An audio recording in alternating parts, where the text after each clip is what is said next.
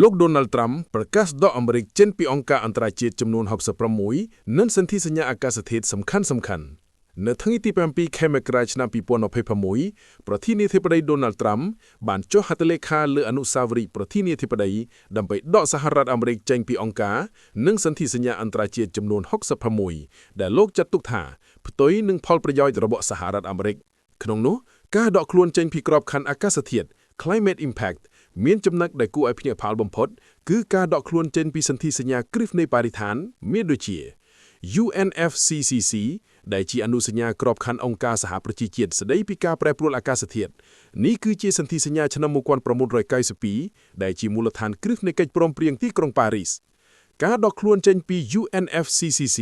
មានន័យថាអាមេរិកនឹងចាកចេញពីប្រព័ន្ធចរចាអាកាសធាតុពិភពលោកទាំងស្រុង IPCC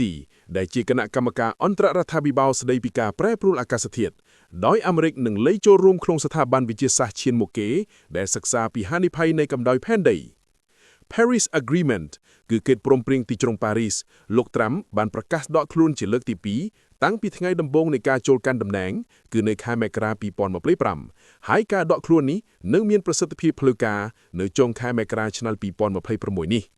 ចំពោះអង្គការនិងក្រុមសំខាន់ៗផ្សេងទៀតដែលអាមេរិកចាក់ចេញក្នុងចំណោមអង្គការទាំង66នោះរួមមានអង្គការសហប្រជាជាតិ UN Entities រួមមាន UN Women UN Population Fund UNFPA និង UN Water ជាដើមនិងសិទ្ធិមនុស្សនិងមនុស្សធម៌មានក្រុមប្រឹក្សាសិទ្ធិមនុស្ស UNHRC និងទីភ្នាក់ងារជំនួយសម្រាប់ជនភៀសភានប៉ាឡេស្ទីន UNRWA និងអង្គការសុខភាពពិភពលោក WHO និងអង្គការផ្សេងៗដូចជាអង្គការ UNESCO ទីភ្នាក់ងារថាមពលកកើតឡើងវិញអន្តរជាតិ IRENA និងសម្ព័ន្ធសូឡាអន្តរជាតិ ISA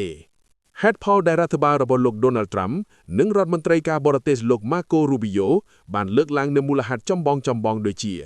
ការការពារអធិបតេយ្យយល់ថាអង្គការទាំងនេះរឹតបន្តឹងអំណាចសម្រេចចិត្តរបស់អាមេរិកសន្សំថវិកាបញ្ឈប់ការចំណាយពន្ធរបស់ប្រជាជនអាមេរិកទៅលើអង្គការដែលខ្ជិះខ្ចាយនិងមិនមានប្រសិទ្ធភាពនយោបាយ America First ផ្ដោតលើផលប្រយោជន៍សេដ្ឋកិច្ចក្នុងស្រុកជាជាងការដើរតាមរបៀបវារៈសកលនិយមឆ្លើយតបនឹងផលវិបាកមួយក្រុមអ្នកការពារបរិយាកាសនិងអ្នកវិទ្យាសាស្ត្រចាត់ទុកទង្វើនេះថាជាគ្រោះមហន្តរាយដែលធ្វើឲ្យអាមេរិកនៅឯកកោនិងបាត់បង់ឥទ្ធិពលលើឆាកអន្តរជាតិអ្នកជំនាញខ្លះយល់ថាការដកខ្លួនចេញពីសន្ធិសញ្ញាដែលបានផ្ដល់សច្ចាបដ្ឋានដោយព្រឹទ្ធសភាដូចជា UNFCCC អាចនឹងប្រឈមនឹងការប្តឹងទៅដល់តាមផ្លូវតុលាការពីព្រោះប្រធានាធិបតីប្រហែលជាមិនមានអំណាចដាច់ខាតនៅក្នុងការធ្វើបែបនេះដោយឯកតបភាគីឡើយ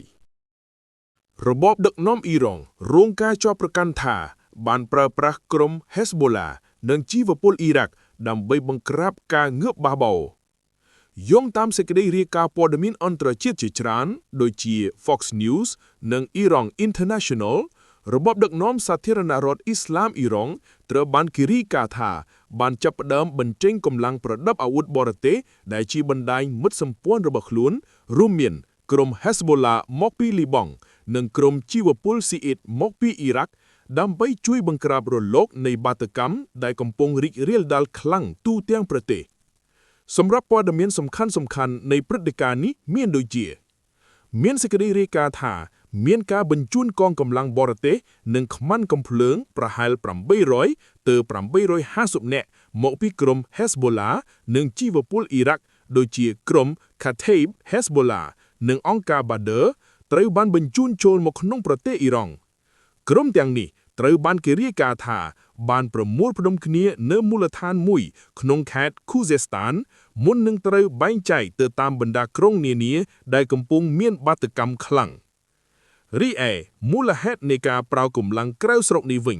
អ្នកវិភាគជឿជាក់ថារបបអ៊ីរ៉ង់ប្រើប្រាស់កម្លាំងបរទេសទាំងនេះដោយសារតែបារម្ភថាកងកម្លាំងប៉ូលីសឬទាហានក្នុងស្រុកអាចនឹងមានចិត្តទន់មិនហ៊ានបាញ់បង្ក្រាបលើប្រជាជនឯងឬក៏ដោយសារកម្លាំងក្នុងស្រុកមិនគ្រប់គ្រាន់ក្នុងការគ្រប់គ្រងបាតុកម្មដែលកើតឡើងក្នុងក្រុងជាង100ក្នុងពេលតែមួយចំណែកស្ថានភាពបាតុកម្មមានការងើបបះបោរនេះបានចាប់ផ្ដើមឡើងតាំងពីចុងខែធ្នូឆ្នាំ2025ដោយសារបញ្ហាសេដ្ឋកិច្ចការឡើងថ្លៃទំនិញនិងអតិផរណាខ្ពស់ប៉ុន្តែប បច្ចុប្បន្នវាคล้ายទៅជាចលនានយោបាយដែលទាមទារឲ្យមានការផ្លាស់ប្ដូររបបដឹកនាំ regime change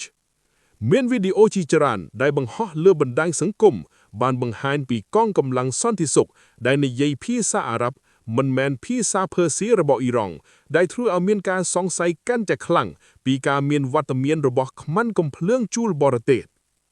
ចំពោះស្ថានភាពនេះកំពុងមានការប្រែប្រួលយ៉ាងឆាប់រហ័សហើយសហគមន៍អន្តរជាតិកំពុងតាមដានយ៉ាងដិតដល់នៅការរំលោភសិទ្ធិមនុស្សនិងការប្រើប្រាស់ហិង្សាលើក្រុមបាតុករអត់អាវុធ